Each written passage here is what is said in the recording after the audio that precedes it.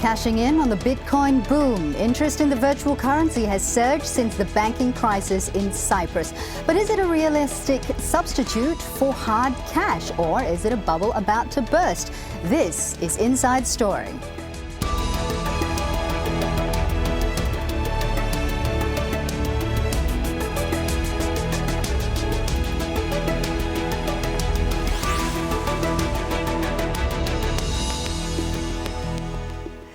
Hello and welcome to the program. I'm Fawzia Ibrahim. It is a form of internet cash, a virtual currency that can be traded online, and Bitcoin has been taking off. Now, from just $2 2 years ago, the value of the cyber cash has hit a record high of almost $150.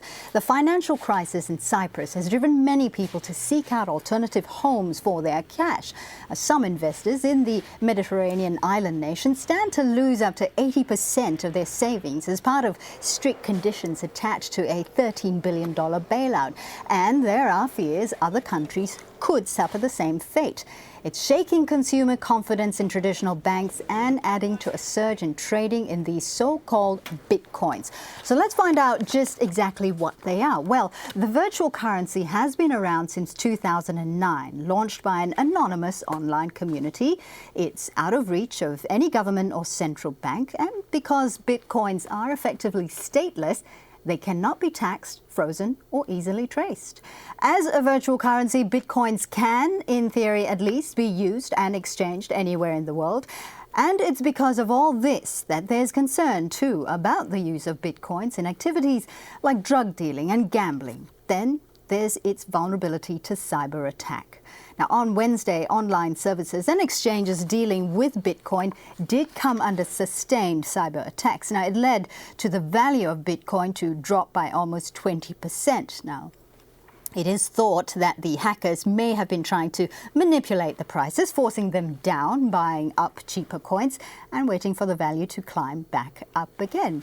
So let's bring in our guests today. Now, in London, Amir Attaki is the principal at the British Bitcoin exchange Intersango. From New Delhi, Pavan Dugal, a technology expert and cyber crime specialist. Also in the British capital, Hugo Rifkin, a columnist for The Times and The Spectator. Welcome, gentlemen. Thank you very much for being with us. Amir, let's get to you first. Now, in normal people speak, can we say, what would one use Bitcoin for? For preserving your freedom of financial speech. It's the first time that we have actually a currency which is not controlled by any central bank or any central party. The real criminals are not the people that are using Bitcoin. The real criminals are the guys who are wearing suits and going around Wall Street and every day scamming people. You know, you only see what's happening now in Cyprus, where every account over 100,000 euros, they're going to take a haircut of 20% from the Bank of Cyprus and use that to bail out the banks. That's from normal people. That's a normal family working 10 years. And all the oligarchs and corporations have already moved their money out. Amir, that's a very good point. So Hugo, can I just bring you in here? Now we've got, it seems like an easy cashless system here. Sure. No one is beholden to banks here. You've got control of your own money. Seems like a good system. I think it's in many respects it's a great system. It all depends on the state you live in. I mean, states do.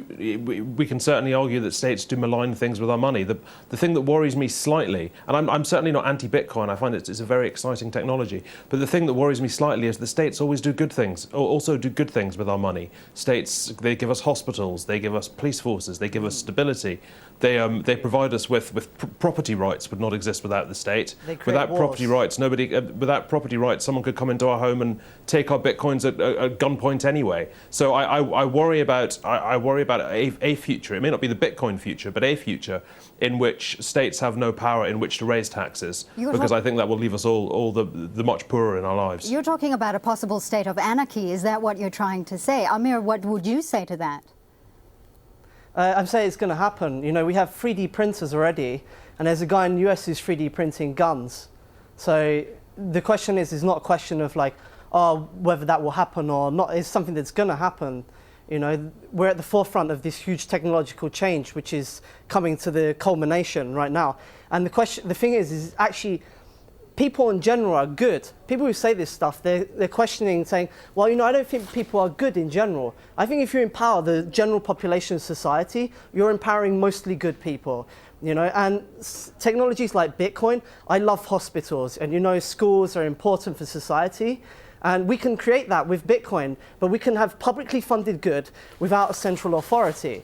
Now, tax it. Every time you make a payment to someone, you're saying, I give consent to that person to keep doing what they're doing. I like what that person is doing. And with the taxes thing, the enforced payments to the state, the majority of that goes towards wars. There's a lot of bad stuff that's always also funded alongside all that good stuff that we like. The question is, how can we make that more consensual so we can fund the good things but not the bad things? Amir, there's also a question of legality here. Now, Pavan, I want to bring you in here. Talk to us about the legality of Bitcoin. How does that work? Well, currently, it's one particular system that's come up which has got huge number of legal, policy and regulatory issues. First and foremost, is Bitcoin legal? Now, can it be enforced in any jurisdiction? Because no law anywhere in the world has been enacted which directly impacts Bitcoins. More significantly, in which jurisdiction will a dispute arise should there be a dispute pertaining to payments made by Bitcoins? And who is the legal authority that's going to stand to show the guarantee that should whatever happen, the inherent monetary value that's intrinsic in the Bitcoin will ultimately stand transferred from one computer system to another computer system, or from one computer network onto another network, at a time when Bitcoins itself are under tremendous attacks from cyber criminals, cyber terrorists, cyber security, and its connected legal aspects bring in huge challenges as far as Bitcoin is concerned. Amir, what were you about to say there? I just saw that you had something to say. Yeah, the thing with the regulators, they shut down my bank accounts last September and they blacklisted me. I also had cybercrimes police waiting for me in the ferry terminal and questioning me, even trying to get me to join them, harassed by police and stuff. But so what? They can't do anything to touch Bitcoin itself. I've been traveling all around Europe and all around South America just trading Bitcoin. I didn't go to any bank, financial corporation, I didn't go to any cash exchange, and I exchanged my Bitcoins for local currency with no fees whatsoever.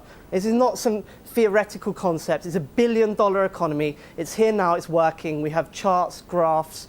In London alone, there's over 60 different traders.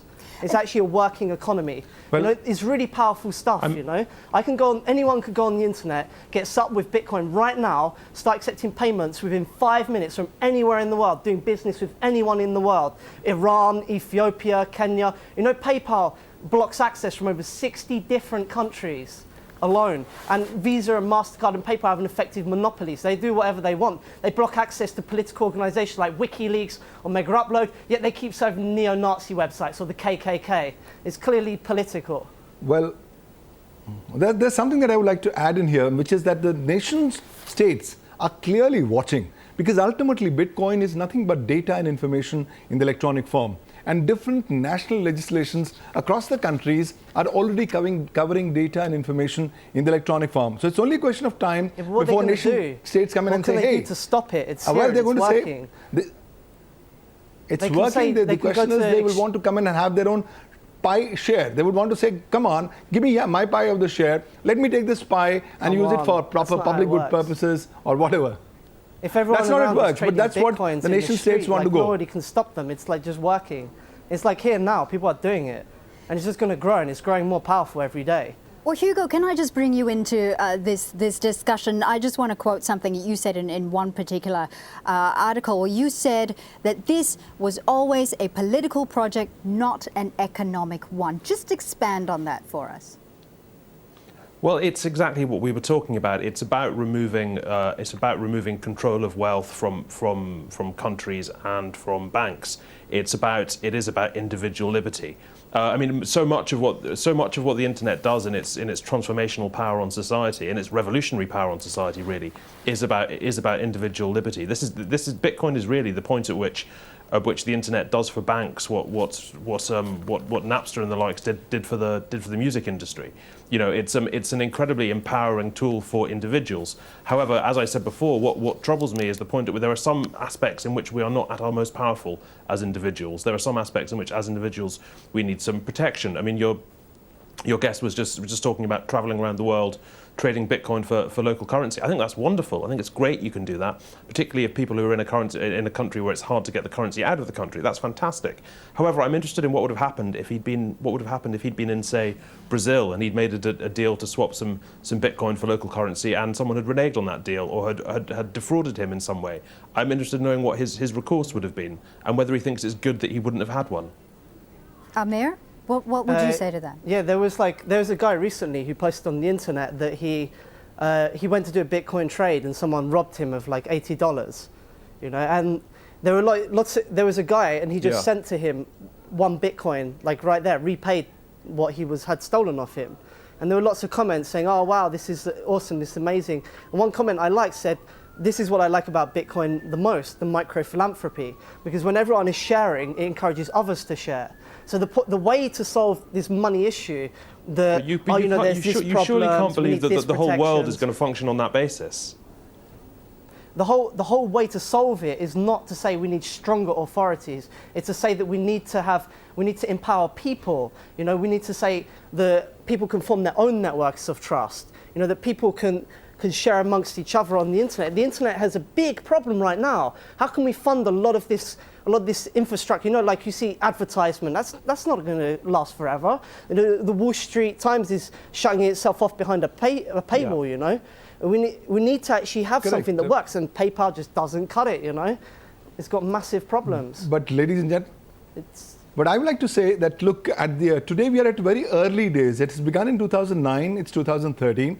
The system has yet to evolve its own intrinsic mechanisms of how to deal with disputes. No disputes have not yet come up, good enough. But there is no guarantee that these disputes won't come in. It's only a question of time before cyber criminals and cyber terrorists permeate through the system, pick up the bitcoins, and use it for a variety of criminal activities, money laundering activities, and activities that are targeting the sovereignty, integrity, security of sovereign nations. So it's only a question of time that this entire community comes up with an appropriate... Banks are doing it on a massive scale already. Banks are like, you know, did you hear the story of Natalia Mora, this Russian journalist who wrote about how Raiffeisen Bank was laundering like billions on behalf of Russian oligarchs, and then the head of the Russian central bank discovered this, and he was shot a few days later, you know.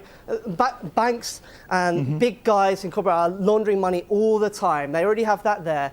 How about we bring that to common people so that, you know, when you have a situation like Cyprus, where they're going to decide to suddenly dip into everyone's bank accounts, and already the oligarchs and corporations have moved away, now the common people also have an option to launder their money away, to stop their money being used to bail out banks.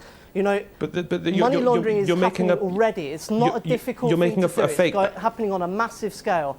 Bitcoin just brings this to normal people also.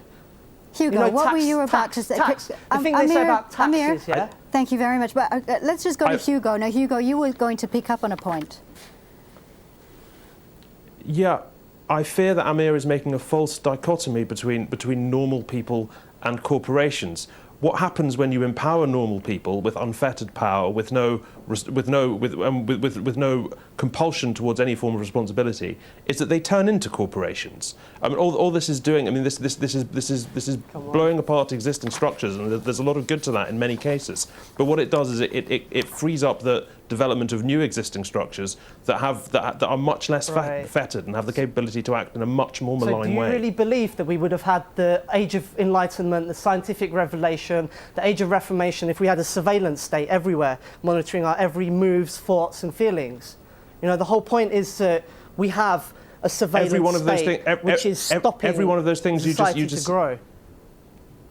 General purpose computing, do you think that would have succeeded? Every one of the things you just said. I mean, computers are regulated. This is new technologies that have to grow. They were all funded by systems. Same with 3D printing. That's why Cody is printing guns. Can I just jump in here, there, gentlemen? And I really just want to talk about how this is going to benefit, as you know, we were talking about normal people on the ground.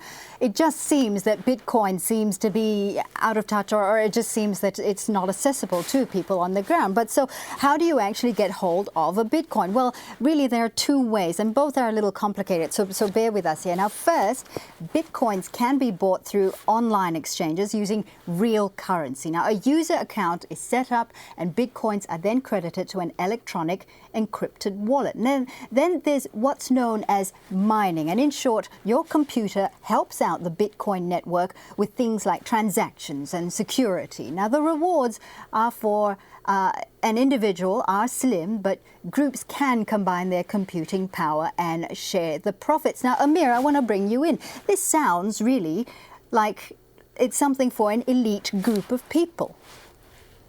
You actually missed like the main way to get Bitcoins. Offer services and people pay you for those services.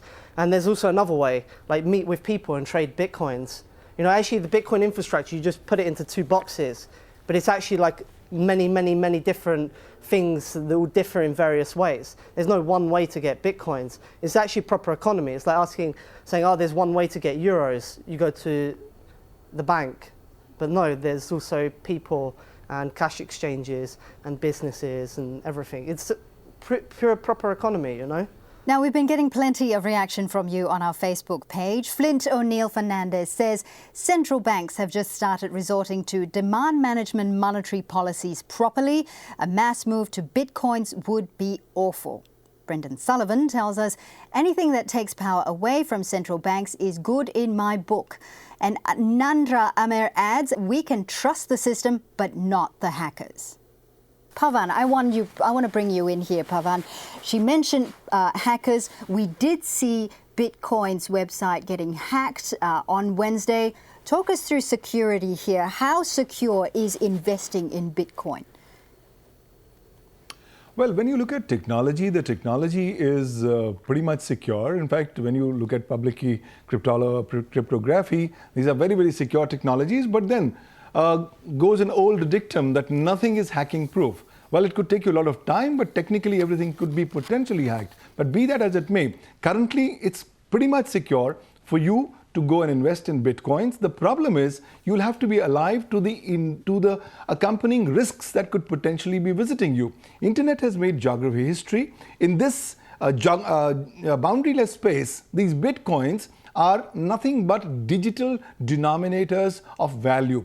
In the event there is a diminishing of value or utility of such denominations, where are you going to go? There's no answers. What happens if there's a dispute pertaining to the delivery for payment or otherwise of Bitcoins that doesn't get happened according to expectations or according to transactions?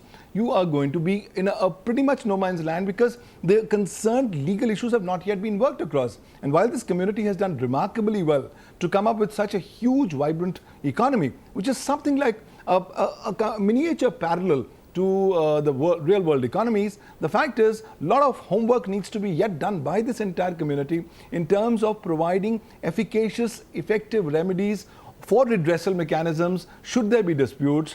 Also, we need to have some kind of a dispute resolution mechanism. Like under the domain name system, we have the Uniform Domain Name Dispute Resolution Policy, which is online, which is done by the Internet Corporation for Assigned Names and Numbers. Something similar may have to be done here, primarily to give that kind of comfort factor to people that in case if you have a trouble tomorrow, this is what you can actually resort to. Also, you'll have to be careful that while the Bitcoins are going to be in your particular system, if your system is going to be weak in terms of security, please understand the entire system is almost that much strong or weak dependent on the weakest link. So everybody has to contribute in this P2P economy networks that we're currently talking about, but lots of work has to be done. These are still initial years. If we were to write a book on Bitcoins in about another 10 years, we are potentially only the first chapter of the 10 chapters that we could write in the book. Really what you're saying then is your financial security really depends on you, is your own responsibility. Hugo, we witnessed a crash when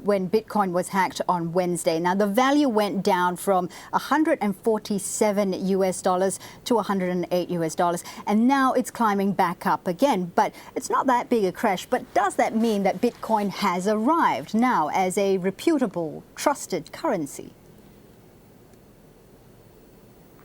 Well, no, I mean, Bitcoin's been bouncing around madly in value from the word go. And I think a lot of the attention, the press attention, indeed it's what attracted my attention, is to do with this sort of quite sudden and both sudden and sustained rise in value. However, I think I mean, people look to Bitcoin to do two very different things. It can be a store of wealth, well, three different things. It can be a store of wealth, I think that's great. It can be a means of transaction, I think that's fantastic. I love the idea of people in parts of the world where there are current currency restrictions. Someone in Zimbabwe being able to get money in and out in a way that current systems don't allow them to. I think that's wonderful. However, at the moment you have Bitcoin also being used as a vehicle for speculation, which is not really the point. May cause a surge, may cause a collapse. I think it's quite important to maybe try and look beyond that in order to understand what Bitcoin is and what it offers. Amir, I want to bring you in here. Look, what you're saying is certainly very idealistic and very honourable in terms of trying to get the online community helping each other out. But security, again, we're talking about financial security here. How do you talk to someone? How do you tell someone, look, invest in Bitcoin and your money will be safe? You will be safe. To be honest, I'm not telling people to invest in Bitcoins. Like, actually, I advise people against investing in Bitcoins, and only like if they want to try it out to put what they can afford to lose, you know. But in terms of the security stuff, I think like actually the security policy is better than what we currently have, because right now I have to trust the system, and I don't know like who is doing what or what's happening inside there. But it's something really powerful when I have Bitcoins on my computer that nobody else can access, and I send it to someone. But that's the problem. Directly People over the can internet. access it, though, Amir. People can access No, not my Bitcoin. your virtual not if I have wallet. Bitcoins on my If it computer. is open, No, if your virtual wallet is open, someone can hack into your computer and get hold of it. If I have Bitcoins on my computer, only I can access them, and I can send it directly to someone over the internet using software that I wrote completely myself, you know, with no middleman there whatsoever. That's amazing. That's proper. And you know, just like how someone can read French or Spanish or English, I'm a programmer, so I can read source code, and I can get the Bitcoin source code, and I can look through it, and I can see it does exactly what it says it does. That's a proper security policy, one where you're in control, and people can choose what level of control they give over to other people. And any security problems that have happened with Bitcoin is with private companies, with individuals, depending on how they secured their Bitcoins. In fact, I was even involved in one service myself, which had some issues and problems before. Well, I mean, what about people who can't read source code, though? What about them? How are they able to? You don't say. How are they able to source Bitcoin? Well, you obviously like in the society, like you know people who are programmers, and maybe they can look over the Bitcoin source code. But it's a lot more personal that way. It's like if you were going to the doctor and they were giving you treatment, but they weren't telling you what you were getting, you know. But the doctor speaks with you, and you trust him as a professional individual. Okay, Amir, I just want to move on here because we are running out of time. Now, Hugo, obviously there's a lot of anger, and anger at banks, anger at current financial systems right now. But at the same time, Bitcoin, as Pavan was saying, isn't really our current solution. Is there a middle ground, and how do we work towards that middle ground?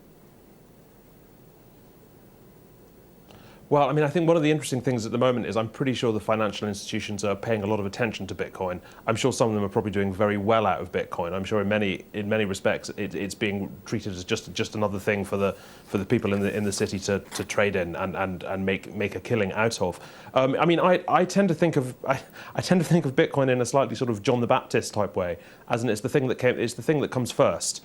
I think probably there is a big financial revolution headed our way in terms of individual liberty, in terms of allowing people to control their finances, to control their wealth in a very new way. I do think financial institutions are going to get a reckoning, like so many media institutions have had, when individuals become empowered and don't need to work through them anymore. I'm not convinced it's going to happen with Bitcoin. I think there will be some Bitcoin type thing that takes hold over the next decade, 2 decades, which will make all the difference. I think Bitcoin is simply the first example of this sort of thing we've seen. And Pavan, can I just bring you in very briefly? As you mentioned, this isn't exactly a perfect system right now. Are you seeing, though, that this is the way of the future? Very briefly. This mechanism of Bitcoin as a parallel economy may not be an efficient parallel economy. It will still be a good alternate route. But I think we are going to see a huge path going forward where both the cryptocurrencies and the actual world currencies are going to walk hand in hand as time passes by. Unfortunately, we're going to have to leave it there. Thank you very much for making your points. Thank you to our guests, Amir Taki, Pavan Dugal and Hugo Rifkin. Thank you for joining us on this edition of Inside Story. You can always find this program and many more on our website, aljazeera.com. Just follow the links for programs and Inside Story, and you can leave your comments there too. Thanks again for watching. Goodbye.